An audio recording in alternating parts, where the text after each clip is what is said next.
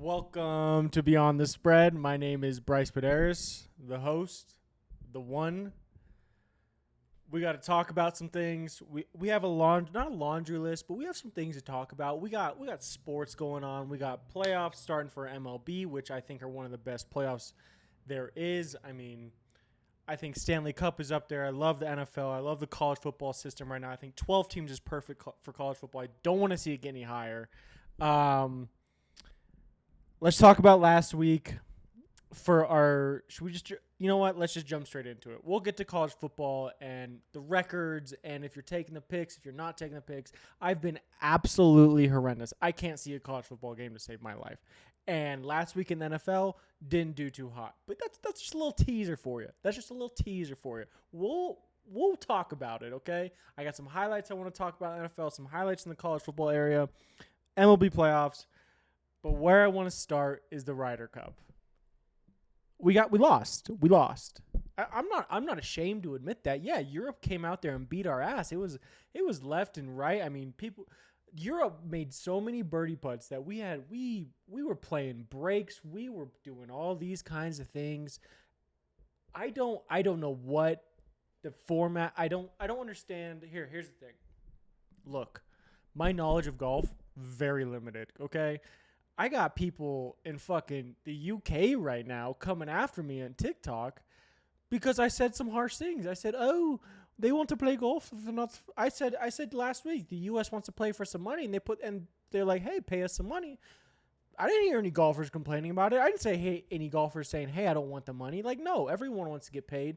Sure, you can say, "Oh, we're from Europe, blah blah blah, and we don't need to get paid. We do it for the love of the game." Okay. For sure. That's why all these professionals are making millions and millions of dollars in endorsements and winning these championships and winning these tournaments, all that kind of stuff.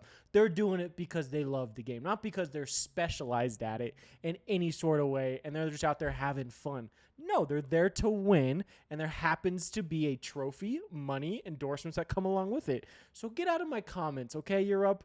The UK more specifically. I got guys chirping in on me like, look, yeah. Am I happy that we lost? No, not at all. Why would I be happy that when America loses to Europe, something we haven't done since like 1775 when we ended up winning the war? We have football over here, okay? We have much larger things to talk about over here. Some guys calling me fucking MAGA. Some guys saying blah, blah, blah, sore loser. All of these Americans are classless. Europe.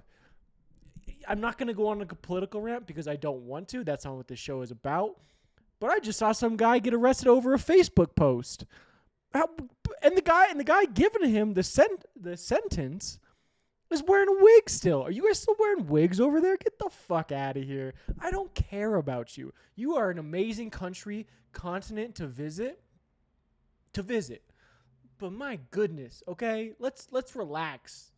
Throwing out fucking MAGA comments, classless Americans. That place is a cesspool. People are saying that shit, and it's like, I'm red, white, and blue through and through. I don't give a fuck about you, Europe. Let's talk 1776 again. How'd that go? How's your social economy going over there, huh? Make a Facebook post. If this video got played in Europe and you watched it and commented on it, you're probably going to get arrested. Get the fuck out of my comments. Don't comment to me, okay? Congratulations. You won the Ryder Cup. How many Super Bowls have you won? How many MLB playoffs have you won? Exactly. Shut the fuck up. Congratulations. You have soccer. Yeah, I said soccer, not football, soccer. And you have every right. Let me make this clear. You have every right to talk your shit. You guys won. I sincerely tip my hat to you. You guys played out of your fucking minds. But to come at me in a certain way and paint a picture on me is absolutely disgusting on your end. You don't know anything about me. I was talking golf. I was making a bold prediction. I was talking all these kinds of things. You have every right to talk shit. Every right. I am not going to hate you on talking shit and standing by your sentence. But if you start making judgments on Americans and judgments on me, you don't know anything about what it is to be a human being. So get the fuck out of my comments, especially those few. There were a few. I'm not going to name names. As much as I want to go back into my TikTok comments right now and name some names about how fired up I'm about this, I was laughing the entire time. But man, it just got to a point where it's like, what the fuck are we doing over there, you know? USA, baby. Freedom of speech. We have freedom of speech over here and freedom of whatever we want to do. But man, you guys are ruthless. I was laughing at most of the comments. I was like, you know what? You guys have every right to comment. But some guy called me a fucking MAGA. That's a cesspool. They're sore losers. All this kind of shit. Like, you know who the number one player in the world is in golf? His name's Scotty Scheffler, okay? He's the number one player in the world. You know who's number two for a reason? Rory McIlroy. We have the best player in the world. Like, this isn't an argument. It's a statistical fact. It's a ranking for a reason. Sure, Rory has a fucking career Grand Slam. You don't think Scotty's ever going to get one? Get out of here. Get out of here. Congratulations. Seriously, you won the Ryder Cup. That was a little bit off tangent, but I just had to get that off my chest. It doesn't bother me, but you talking shit, but it's just like, there's a fucking line. Like, you don't know who I am. Get out of here. You guys made every putt in the beginning. You took an early lead. Early lead. I mean, it was almost done by Saturday morning. It was awful. And the pairings that we had were just horrible. The Colin Morikawa and Harris English, or whatever his name was, just a horrible pairing. Even like stats back it up that was a terrible pairing. And then the second day, they just ran the same back. It's like, what are we doing? Like, I respect Keegan. I love Keegan. I think he's a fantastic golfer. I thought he did a pretty good job as a captain, firing up the boys, being around the crew, all that kind of stuff. And then it comes down to Sunday. I mean, we had to do a clean sweep in the singles on Sunday, and we were getting close. It came down to late in the afternoon, Russell Henley having 2 putts to win at 17. Lowry puts it on the right on the par 3. It's a long putt in. He puts it on a good line. It's almost a birdie. And you're like, holy shit. All right, Russell, put it in, and we can continue to win this thing. He misses it, leaves it short. Go to 18. He puts it in the bunker. Russell Henley puts it in the bunker. Lowry's in the fairway. Lowry hits a hell of a shot, puts it inside of Henley's. Henley puts it out of the bunker about, I would say, 10 to 12 feet as a putt. Leaves it short again. It's just like, oh, dude, you know that. And it's on a great line. If he puts four more rotations on it, it's in. It's absolutely in.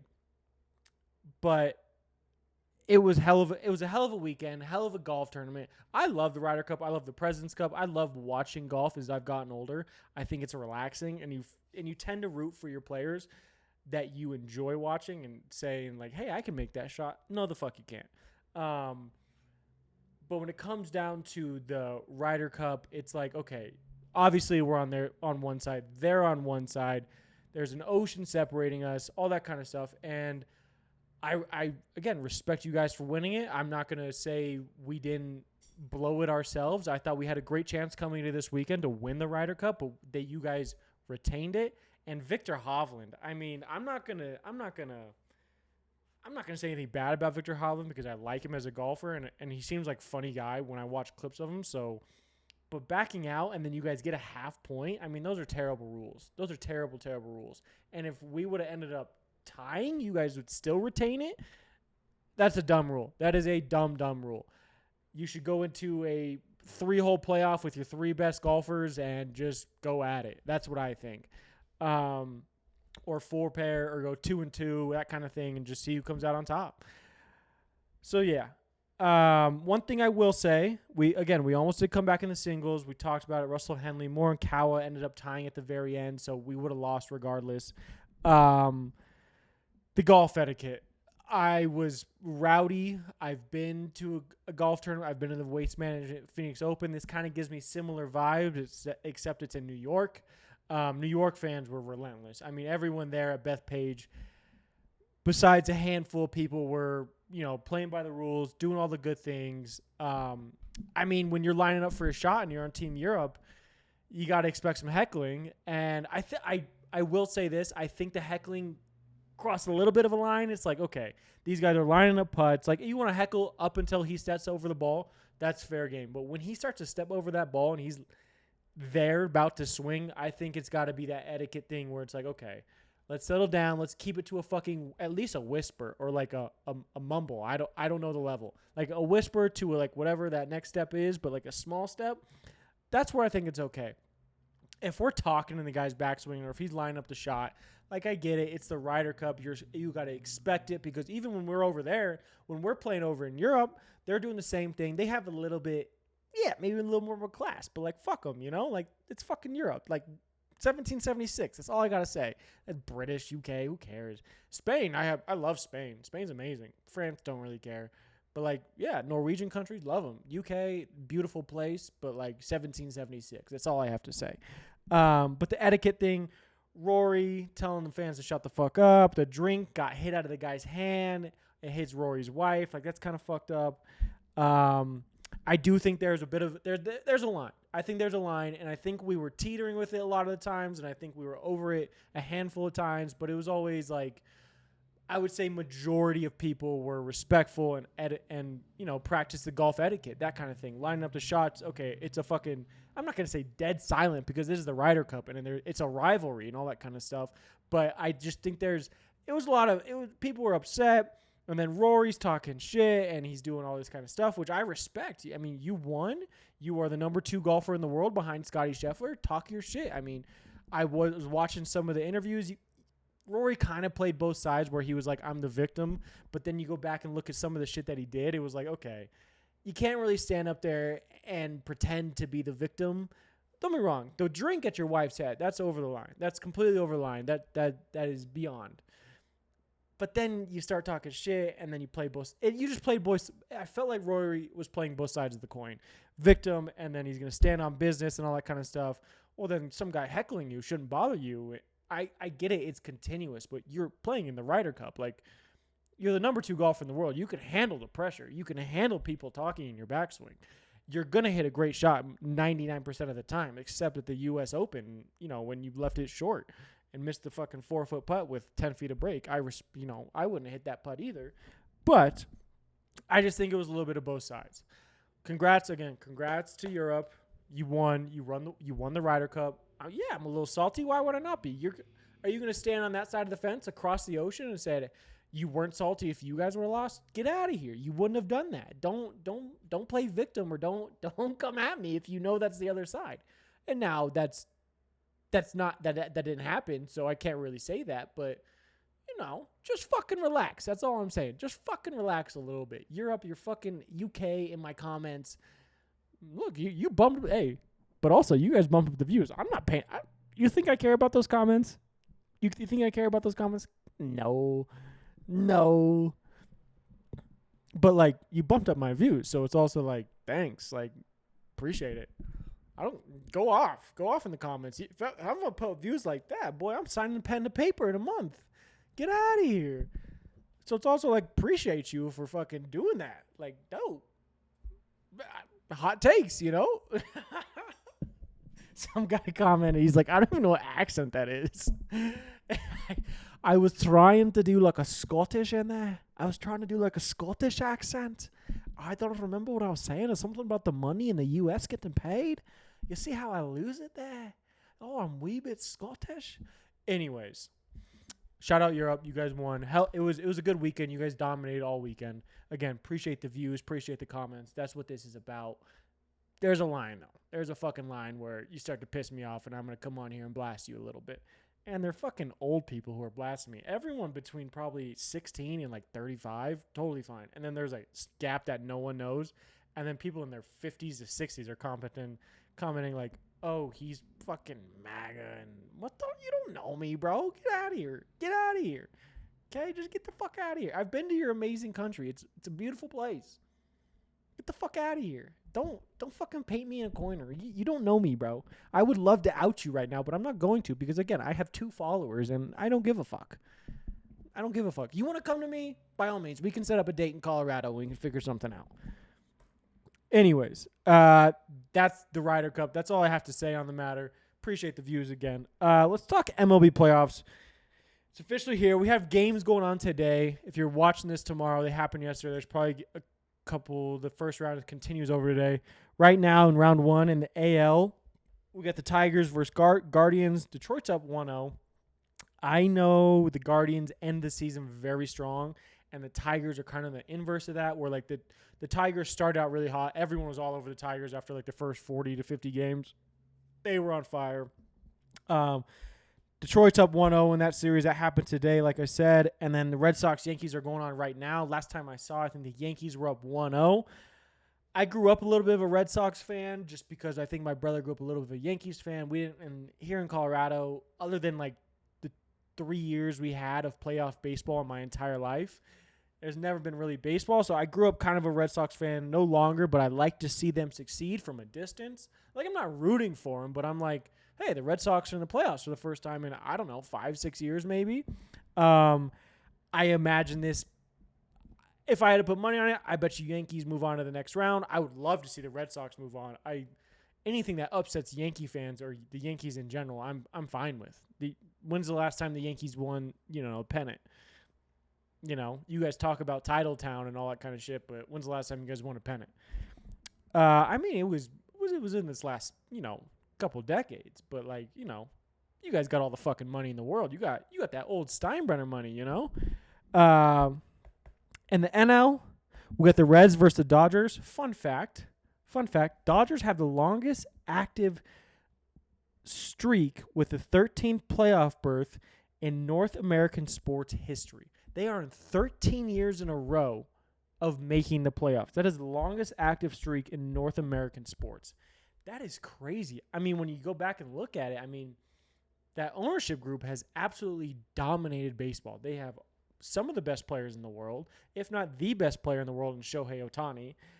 It's crazy. And then Clayton Kershaw has said this is his last year, so it'd be cool to see him get another ring. Again, I'm not the hugest Dodgers fan, but like it'd be cool if the Dodgers won and Clayton Kershaw walked off into the bright light with, a ring on his another ring on his finger. But the Reds versus Dodgers, I know the Reds, they got Dele Cruz or something like that. I don't know. Again, casual baseball fan here. Casual. Don't come at me in the comments if I'm talking wrong. Correct me, by all means. Correct me. I'm open to conversation. But don't fucking I don't know. Reds versus Dodgers again. I'm kind of pulling for the Dodgers a little bit just to see Clayton Kershaw get another ring. Then Padres Cubs. Cubs won today. I honestly seen that go the Padres' way. I know the Cubs have had they started out kind of shitty. They kind of figured it out towards the middle and definitely solidified their playoff spot later down in the regular season. I just know the Padres are that good this year. I know they were on like a 15-game win streak or something like that. So I think it's going to be Padres over the Cubs in maybe 6. I think the Dodgers get it done in 5 or 6. And I think Red Sox Yankees goes to 7 with the Yankees coming out on top, unfortunately. And then I think the Guardians figure it out. I know they were coming in hot. I know they were fucking nuking balls at the end of the year. I'd like to see the Guardians make a little spectacular run. But yeah, that's my MLB fucking preview for the playoffs. If I had to pick a winner, we're not into this. We'll pick winner when we get to the second round because we got Mariners. Who else? Mariners have Mariners have a bye first round. Who are the other ones? I don't remember the other 3. Blue Jays, someone else. But when we get to the second round, we'll pick a winner or we'll pick it all. But yeah, that is MLB playoff recap. I know we're just starting in the MLB playoffs, but I gotta follow it up. I gotta update my information on that kind of stuff. Also, no Astros or Braves since 2016 and 2017. The last time the Houston Astros missed the MLB playoffs was 2016. They've been on a 9-year run. Absolutely ridiculous. I have zero respect for that organization because of the cheating scandal and because they got caught cheating. Everyone cheats in professional sports. Everyone does. But when you get caught and it's so blatant and obvious that you still hang the banner and it hasn't been taken away from you, I have no respect for your organization. Flags fly forever. Rings sparkle forever. I get that. But since that moment in time, I was a huge Altuve fan. But since that moment in time, I just haven't had respect for the Houston Astros. And then on the other side, Atlanta hasn't missed a playoff since 2017, putting their 8-year drought to an end, or 8-year run to an end. So yeah, I think I have a Braves hat in there somewhere. But yeah, I mean those are some crazy stats right there. Stats. College football recap again. I went horrible. We picked 7 games. I went 1-6. I think it was 7 games. 1, 2, 3, 4, 5, 6. I went 1-5. Yeah. No, 1, 2, 3. 1-5. 1-5. I went 1-5 in college football. I am stone fucking cold. This is 19. Stone cold. Can't see the board. I have no idea what I'm picking at this point. It feels like a blind pick. At like 2 weeks ago, I was feeling it. I was feeling good. Last week, I was like, I got this in the bag. I feel great about these picks. And then just nothing. 1-5 in college football last week. I am now 9-19 in college football picks. Just horrible. Just absolutely horrible. I'll be lucky to see 500 by the end of the year. I really will. I'll be lucky to see 500 by the end of the year. Little recap. USC did not look good versus Illinois. And Illinois came to fucking play. After they got blown out by Indiana, they were like, okay, we're going to come back and be like, okay, we figure some things out, and we're going to keep this game at least competitive. And they did. And shout out Illinois. They looked pretty good. That's the reason why they're ranked where they are. Where USC, Lincoln Riley was complaining about the fucking time change and all this kind of stuff. They don't do this when they come to the West Coast. We have to go to the Central Time Zone and do all this kind of stuff. I get it. It's a little fucked up, but it's also like, get your boys out there and play. Have them prepared for the week. Don't make excuses. Notre Dame smacked Arkansas. I was way off on that one. I thought Arkansas was a little bit better than that. I knew Notre Dame was going to win. I just thought Arkansas has been playing good ball lately.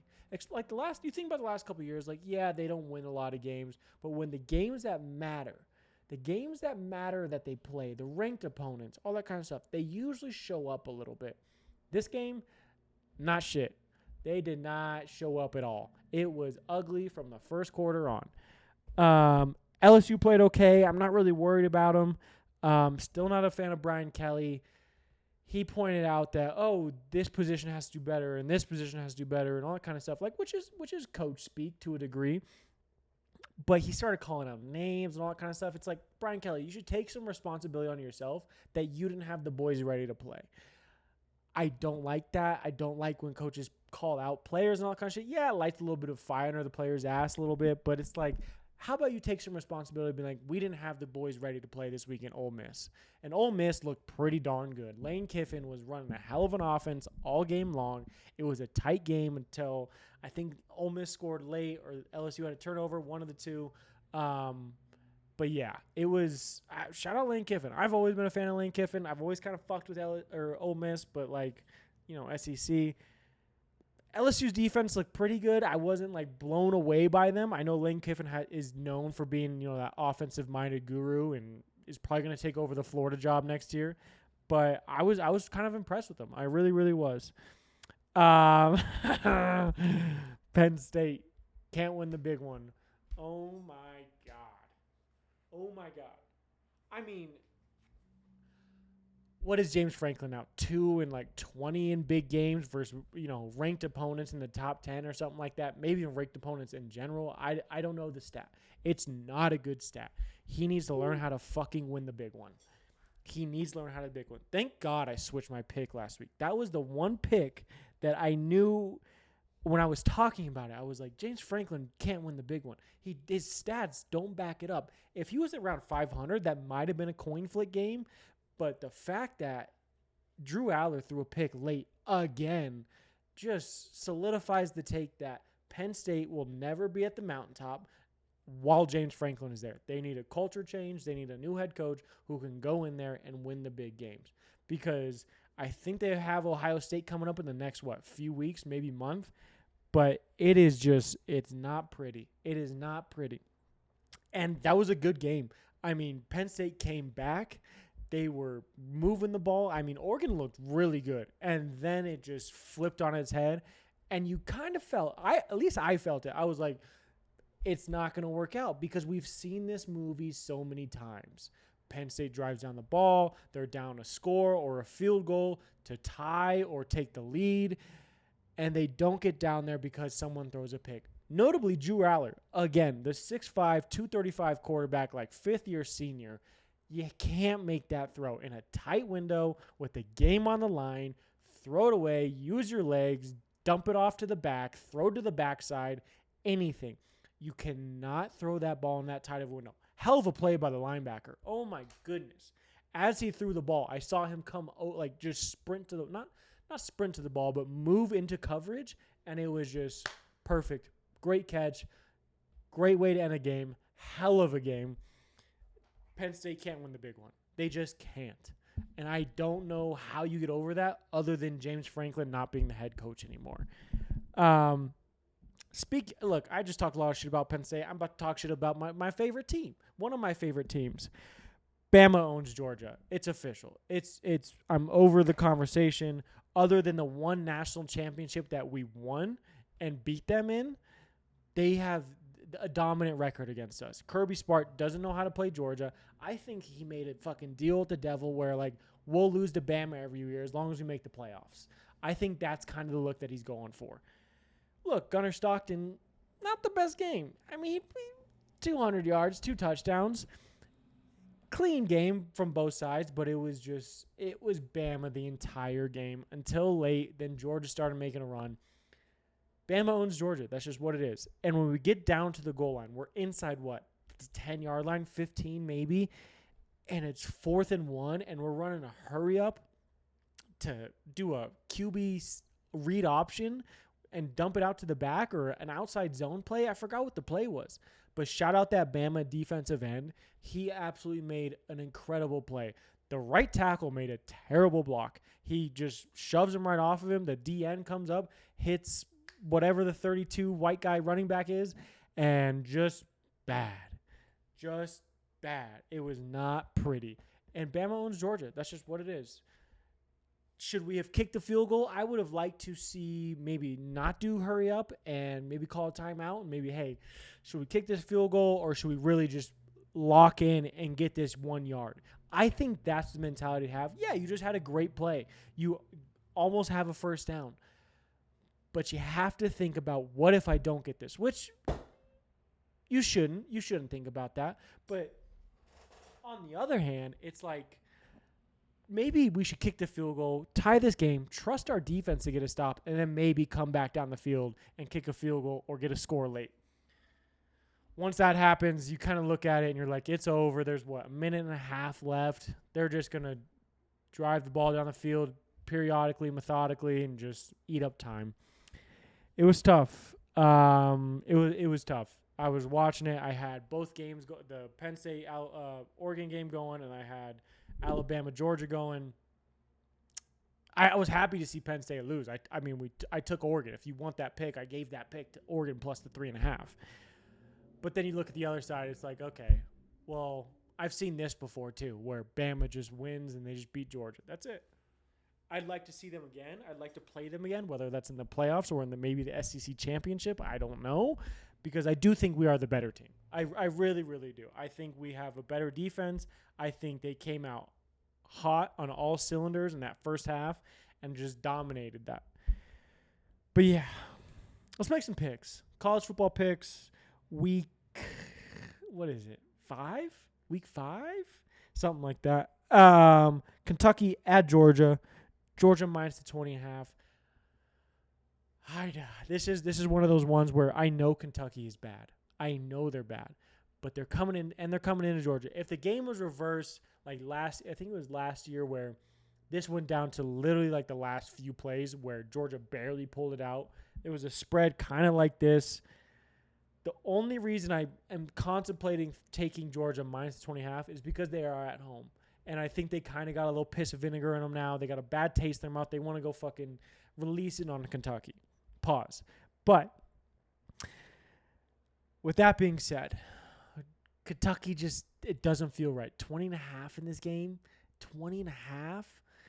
I mean, I know Georgia fell down to number 12 in the country right now, and they're fighting. But, oh, my goodness. 3-point scores at home when we didn't look good. I know Kentucky is that bad, though. I'll you know what? Fuck it. I'll take the Georgia. I'm taking Kentucky. I'm not betting this one in real life, but I'm taking Kentucky plus the 20.5. I don't love it, but Gunnar Stockton hasn't proved it to me yet, where he can go out there and sling the rock left and right. Like, we beat the fuck out of a couple teams early in the year, and he looked really good. Well, that's because they're inferior opponents. When you come down to Tennessee, the Tennessee game, he looked really good.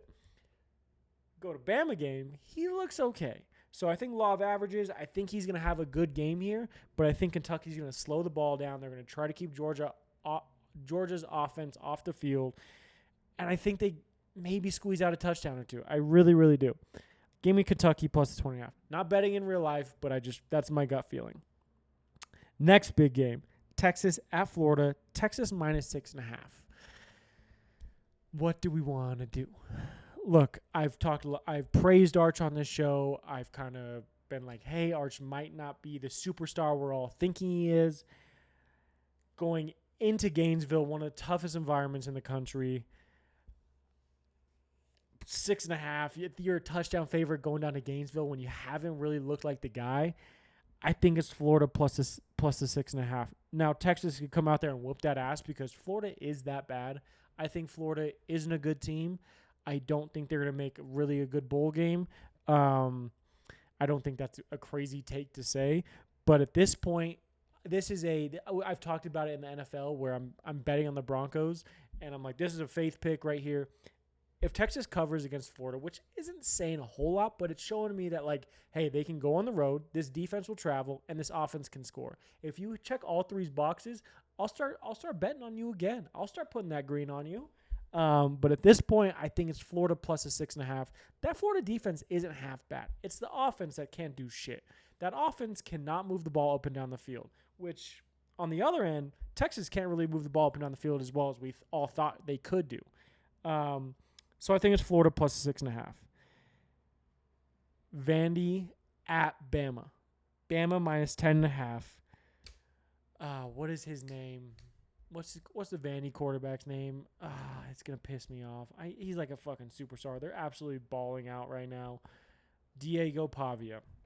Didn't even need to finish my sentence on Google. Diego Pavia is having a great season. They're, 4-0 going into this week. They're ranked 16. Bama's coming off a huge win.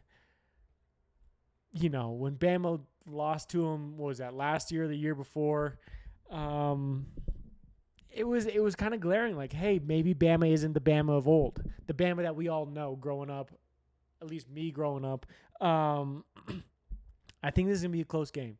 I think 10.5 at home. I think that kind of like, oh, okay, like, yeah, like they can definitely kick a field goal, get a touchdown, and then kind of keep their foot on the pedal. But I think Diego Pavia is going to have a good game. He's been talking that shit all year, and he's been backing it up. I'm taking all the dogs right now, which makes me fucking nervous, but give me Vandy plus the 10.5. I think that's what it is. Miami at Florida State. Miami minus 4.5. This is a measuring stick game in my mind. Miami has been rolling. They have been absolutely plowing through people. They've had some hills in the road as far as they've gotten here so far. Florida State's looked really good. I've been impressed with Florida State. The couple games that I've watched of them, I thought they've played well. They did just lose to Virginia last week. So they kind of like, hey, we're at home now. Miami, in-state rival.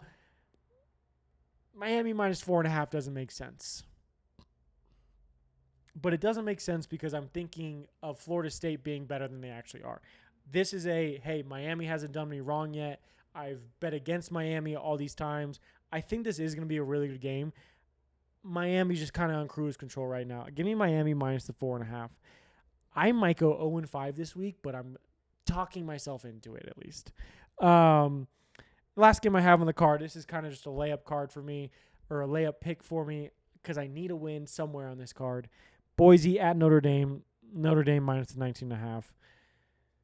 Notre Dame beat the fuck out of Arkansas last week, and I think Arkansas is better than Boise State, so that's kind of where this pick comes from. Like, Notre Dame was only favored, 5.5 last week at Arkansas?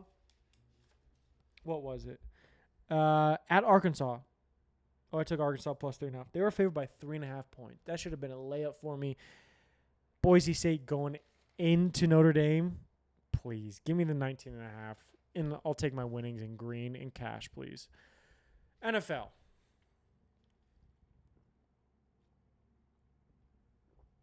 NFL. No Fun League, National Football League. Shout out. Oh, we watched Monday Night Football last night. Tyreek Hill goes down. If you haven't seen the video, it's gruesome. It is not a good look. I feel bad for Tyreek Hill because one of those leg breaks is just so hard to come back from. And he's known as a speed guy. So it's one of those things where you break your leg like that. I'm not going to say career over, but it's definitely harder to come back. I think he can do it. I hope he does it and comes back and plays at least a couple of years. And then the Broncos beat the Bengals. Bengals are depressing. Someone get Jake Browning out of there. He's not the guy. I want him to be the guy because it just feels organic. Like obviously he knows the offense, he knows the receivers, but the Broncos defense actually looked pretty good last night. Bo Nix looked okay. Growing pains with this Broncos team, and it's starting to piss me off a little bit. But nevertheless, Miami won. They covered. I went 0-1 that one, but I went 1-0 and the Broncos won. Broncos minus the 7.5. That was Monday Night Recap right there. NFL highlights. Quick, painless, all that kind of stuff. New Orleans, they hung around Buffalo for a while. Then Josh Allen turned the ball. Then he turned it on. He's like, oh, yeah, I'm the MVP. Like, I can do whatever the fuck I want. So Buffalo ended up winning. Wasn't close in the end. Detroit handles Cleveland. We were talking about it last week. Cleveland has a really good defense, but Detroit said, oh, yeah, we're fucking Detroit. We're healthy again. Let's act like we're Detroit. We're this Dan Campbell football team. Detroit handles Cleveland pretty easily. Who are we getting next week? Are we getting Dylan Gabriel? Are we getting Joe Flacco? Over in London. They're over in London playing the Vikings. Giants and Jackson Dart beat the Chargers.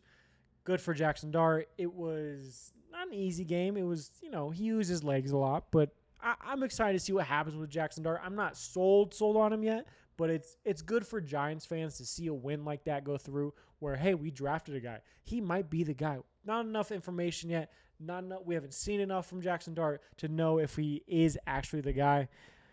So good for the Giants, but bad for the Chargers. You lose the Giants, who are an inferior opponent after you started the season 3-0. And the Chargers O-line is banged up now, which sucks. They lost Joe Alt, who is one of their draft picks from the last few years. I forgot where he went to school. I forgot what round he was in. Don't fucking hold a gun to my head. And then their draft pick from this last year, 2 years ago, their right tackle or left tackle, he got injured in preseason. So the Chargers line is banged up right now. And I have Omarion Hampton on my football team, and I have Justin Herbert on my fantasy football team. So it's really going to be interesting. Are they going to pound the rock, or are they going to be like, hey, Justin, use your legs, get around the pocket, make some fucking throws? That'll be interesting to see. Tampa loses a close one. They don't know how to get off to a good start in a football game. They really, really don't know how to get off to a good start. They come out there and they're like, oh, we're getting our ass kicked. Why don't we turn it on in the second half? And they do, and it looked fantastic. We saw Chris Godwin come back this week. Mike Evans is out last week. And we saw Ibuka have a great game. Rashad White had a good game. Bucky Irving had a good game. They were hanging around by the skin of their teeth because they had a couple big plays.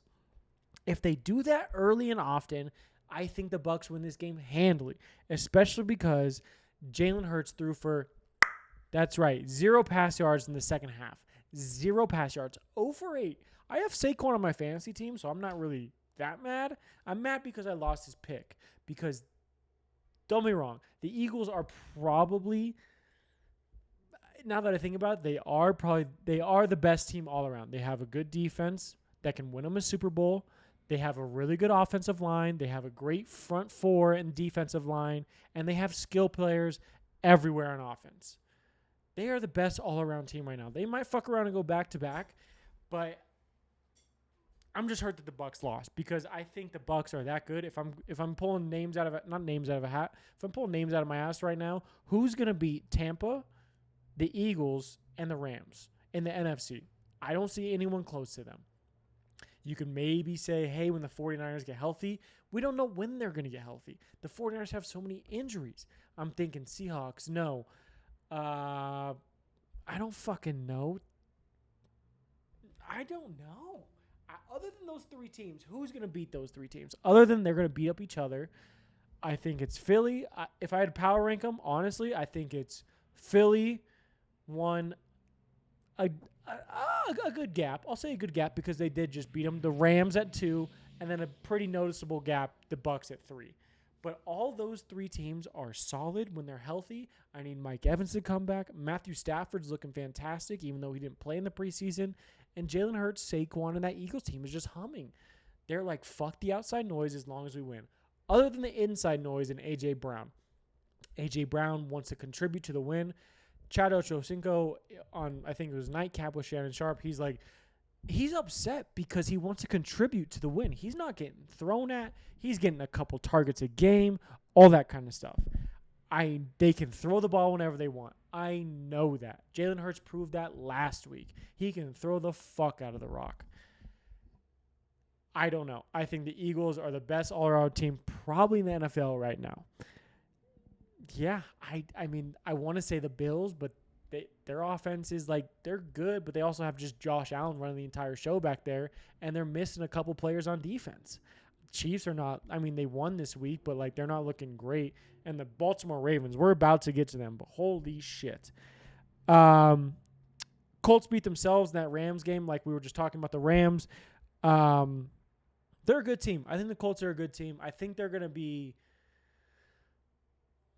I think they'll make the wild card. I'll say that right now. I think they can make a wild card spot. Maybe a true playoff berth, but they're right in that area.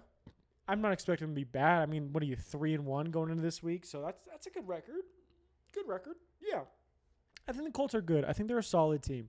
Daniel Jones has been impressive. They really beat themselves with the turnovers. The guy fumbling out of the end zone doesn't help. And then Matthew Stafford, I mean, he's just surgical. And Puka Nacua is an absolute fucking dog, especially when you have Puka doing just every route possible and you have Devontae Adams on the other side doing every route possible. It is just, it's hard to cover. It's hard to cover. And Puka Nacua is fucking ridiculous. Like I said, the 49ers are injured. They have Christian McCaffrey. That's it. That's all. That's the end of that list. They have Christian McCaffrey. Yeah. And is Baltimore okay? And Green Bay and Dallas tie. Sunday Night Football. Dallas looked better. Parsons are probably a little pissed that they lost to the Cowboys. Jordan Love looked okay. Is Baltimore okay is the more important question. Don't really give a fuck about the Green Bay Packers or the Cowboys right now. Excuse me. Is Baltimore okay? They have injuries on both sides of the ball.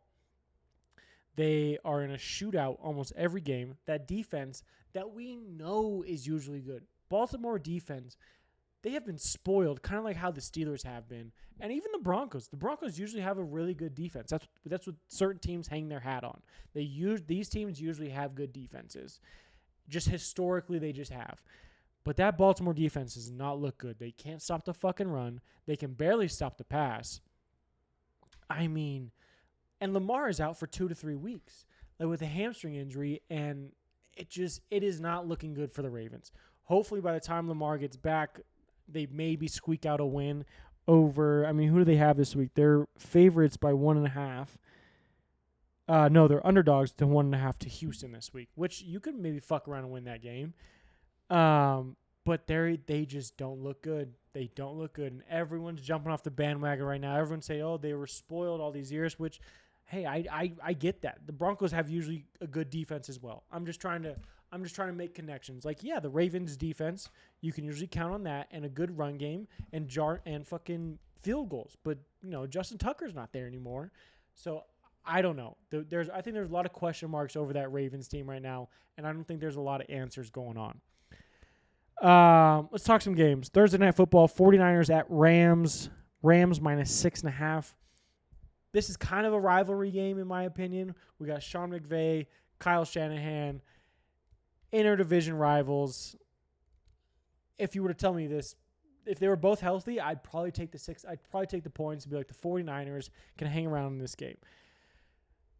They probably still can, but I just think it's the Rams minus the 6.5. They're a lot healthier. They're going to get after the pass rusher. 49ers are just banged up. They're going to try to run the ball. They're going to try to do short passes and just bleed the clock and just hang around this game. I just think when the Rams are going to touch the ball, they're going to score every time. I can't say the same thing about the 49ers. So give me the Rams minus the 6.5. Vikings at Browns. This is the London game that I was talking about earlier. Vikings at Browns. The Minnesota Vikings are minus 3.5. Oh, pip, pip, cheerio. Who's starting for the Browns? This is a poop game to me. This is really a poop game. I could care less about this game because the Vikings, yeah, they have a good defense. Brian Flores is an absolute genius when it comes to the defensive side of the ball. Carson Wentz again? Carson Wentz? J.J. McCarthy, healthy? Are we getting Dylan Gabriel, Shador action? Are we getting Joe Flacco? I have zero read on this game. Minnesota shouldn't be favored by 3.5.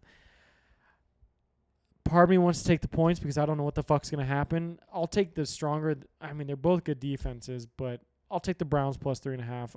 I have zero read on this game.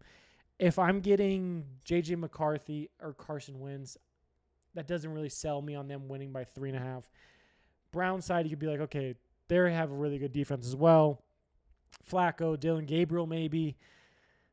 I doubt Shador, but regardless, Shador should be in the Ravens too. I don't think we ever talked about that. The Ravens were about to draft Shador, but he's like, no, I don't want to be a backup to Lamar Jackson. Right now would be a perfect time to be a backup to Lamar Jackson because you're going to get three weeks of starting football more than likely. And if you win 2 out of the 3 of those games, you're getting a nice contract. And you're going to be like, oh, he actually can play football. That's a side tangent.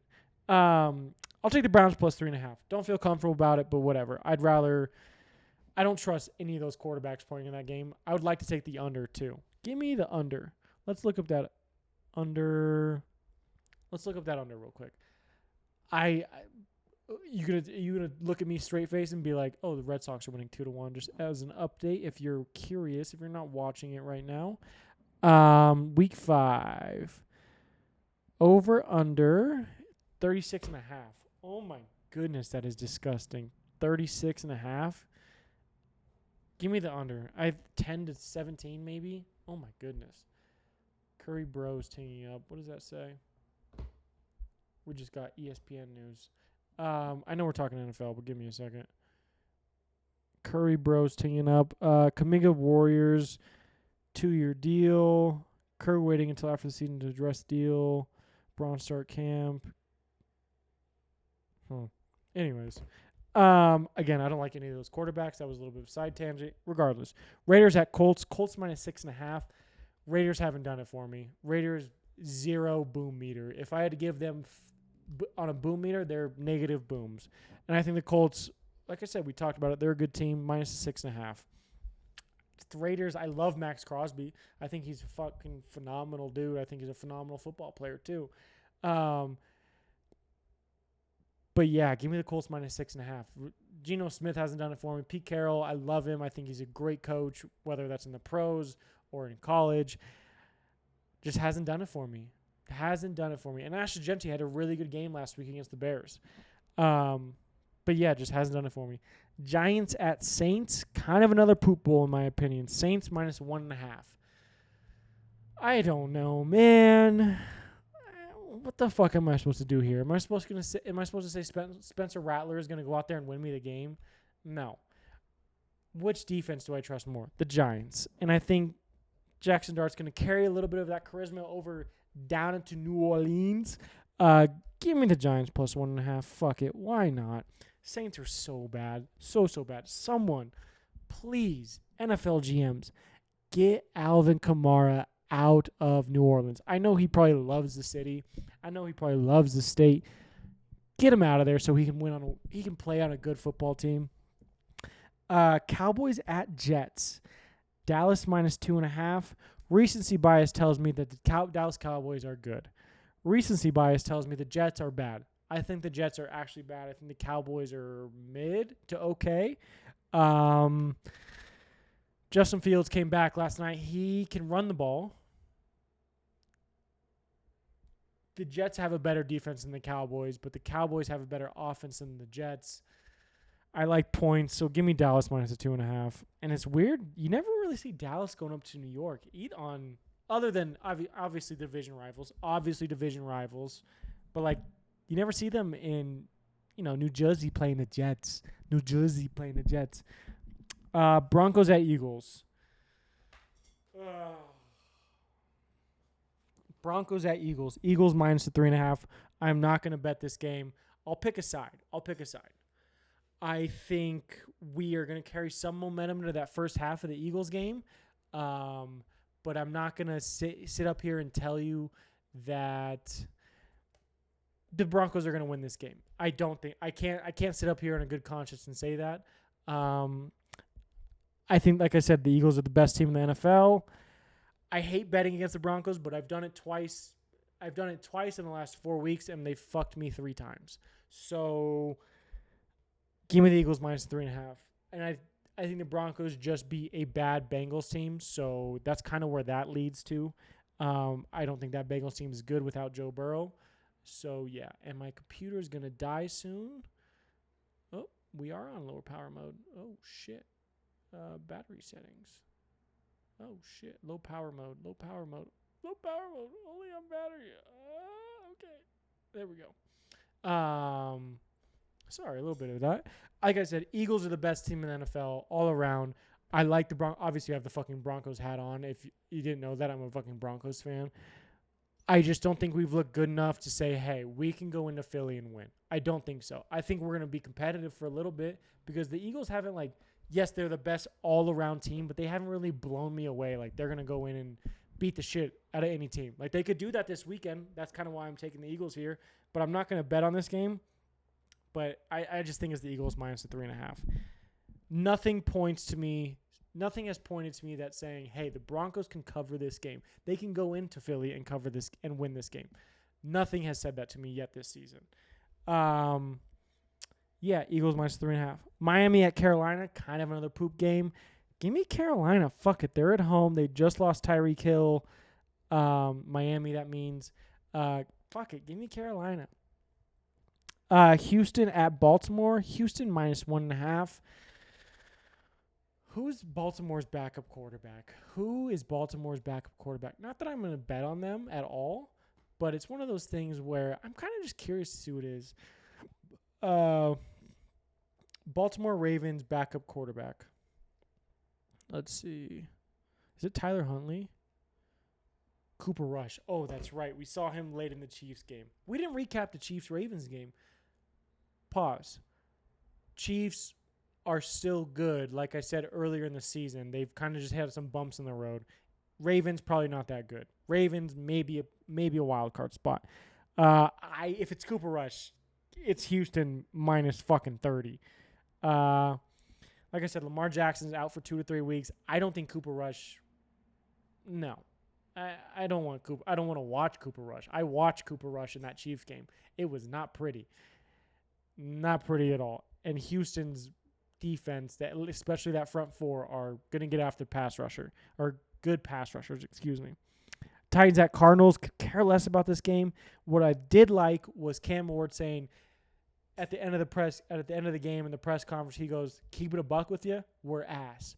That's fucking leadership right there. You're right, Cam Ward. You guys are ass, and I respect you saying that because you're not media trained. I love that.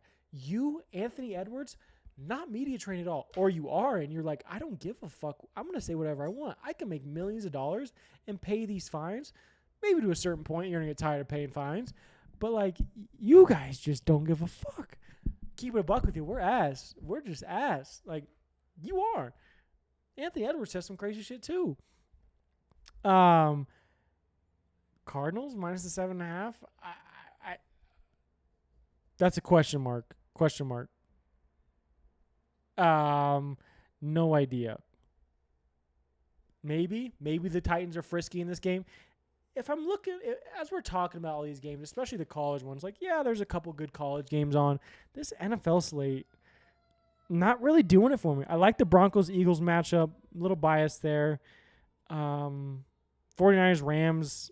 The 49ers are banged up. Bucs-Seahawks is our next game. Seahawks minus 3.5. Give me the Bucs plus 3.5.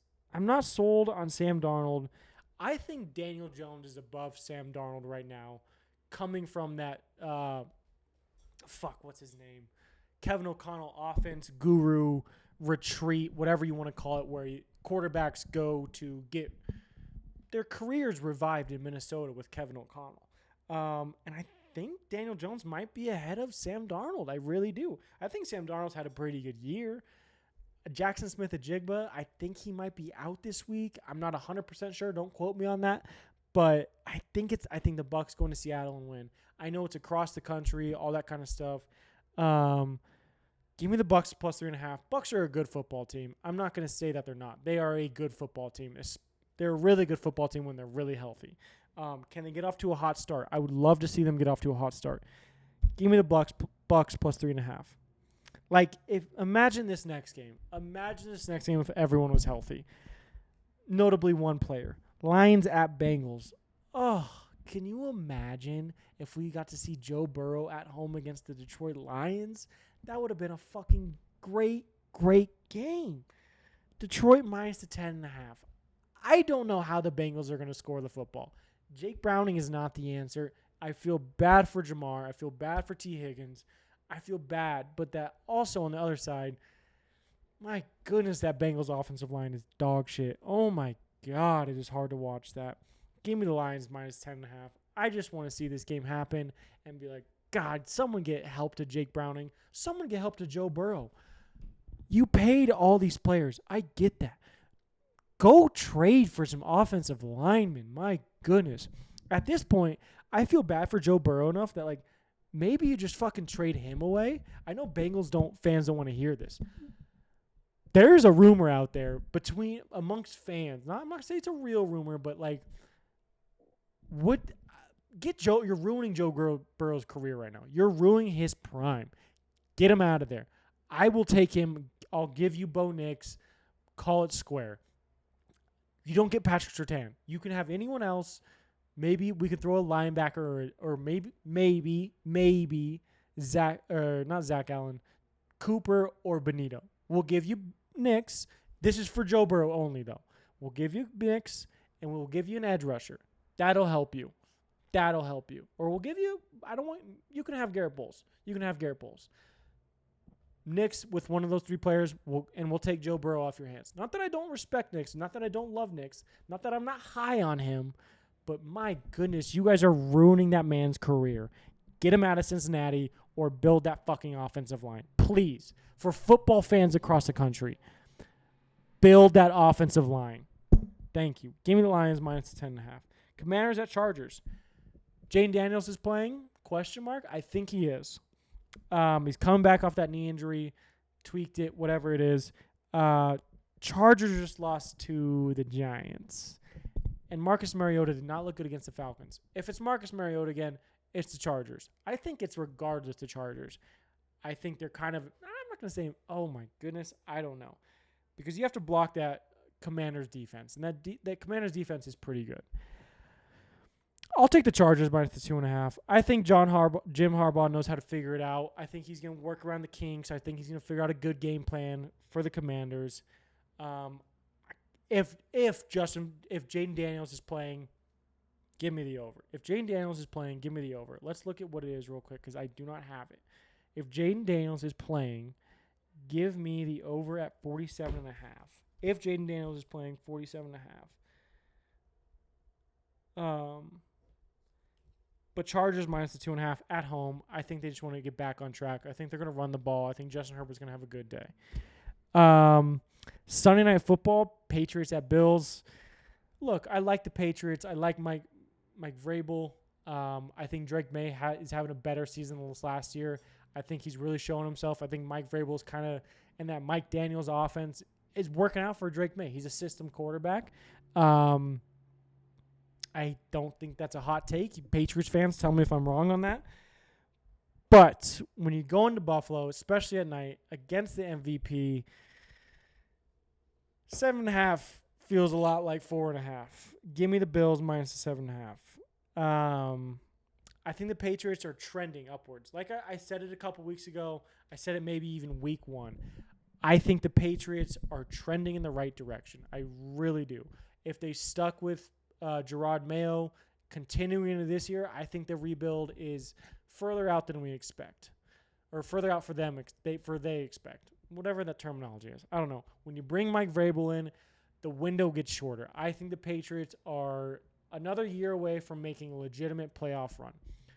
In 2 years, they will make a legitimate playoff run. That's my hot take. I don't think that's crazy to say. But right now, Josh Allen, arguably the best quarterback in the league. Give me the Bills minus the 7.5. I think it's going to be a good game. It's going to be competitive. But again, I think it's kind of like how the New Orleans Saints were. Bills are going to kind of play with their food, figure it out, and then late in the game, they're just going to take over and they're going to cover the game. Monday Night Football. I was thinking about this game. When I read it to you, my mind goes to like 3 years ago. Kansas City at Jacksonville, right?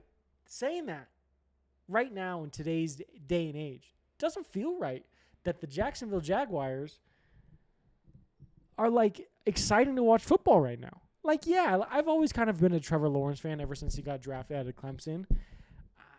I enjoy watching Kansas City in primetime because, you know, it's Patrick Mahomes. He's a top 2 quarterback in the league, 1 or 2, depending on who you ask. If you ask me, he's 2. But Jacksonville's been fun to watch. Jacksonville has been fun to watch. Kansas City is minus 3.5. It's Monday Night Football. Patty in primetime. He loves playing in primetime. They love putting him in primetime. It was like 2 years ago. I got sick and tired of watching the Chiefs in primetime television. It was annoying. I get it. He's fucking really good. I get it. Travis Kelce's dating Taylor Swift. I get it. You don't need to fucking put him in primetime every chance you get. Now, sometimes, you know, you should put him in primetime because the other game is dog shit. I'd rather watch the Chiefs beat the fuck out of someone like the Giants, like they did last week or 2 weeks ago, rather than watching fucking Miami and Carolina in primetime. You know what I mean? I'm going to take the points here. Sure, Kansas City beat the Ravens. There's a lot of question marks around that Ravens team right now. I don't know if they're good. I don't know if the Chiefs are good. This will be a good measuring stick game because Kansas City can definitely win. If they have Patrick Mahomes, they can win a good amount of games. Jacksonville's kind of trending in the right direction.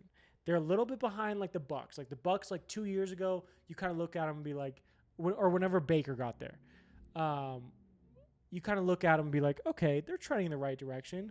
I've kind of felt that for the Jacksonville Jaguars for maybe since Trevor Lawrence got drafted, but I don't know. Give me the points plus the 3.5, and Jacksonville's at home, and you don't see Jacksonville ever really in primetime television, so I'm just going to take the points here. I think it's going to be a good game. I think it's going to be a lot closer than people expect. Me saying that means Kansas City Chiefs are probably going to win by 10. Oh, fuck. That's going to suck. That is going to suck. I'm going to eat those words in a week. That's it. That's Beyond the Spread. Like, comment, subscribe. If you're watching this, if you've gotten this far, I appreciate the fuck out of you. You have a glorious day. Like, comment, and subscribe. Tip my hat to the Ryder Cup. MLB playoffs are going on. College football week. Let's see if we can get back on track. And I feel confident about my NFL picks. I feel confident. And I don't feel, and usually that means I'm wrong. So, anyways, like, comment, subscribe. Beyond the Spread. I'm Bryce Medeiros. Follow, like, comment, be a friend, tell a friend. Till next week.